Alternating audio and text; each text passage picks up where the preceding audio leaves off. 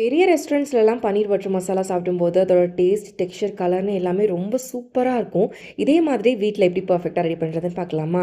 ஒரு மிக்ஸி ஜார்ல 4 தக்காளி சேர்த்துக்கோங்க. கூடவே 6 பல் பூண்டு, 10 முந்திரி பருப்பு, ஒரு சின்ன துண்டு இஞ்சி, ஒரு பச்சை மிளகாய், வரமிளகாய் தூள் சேர்த்து ஃபைனா அரைச்சு எடுத்து வச்சுக்கலாம்.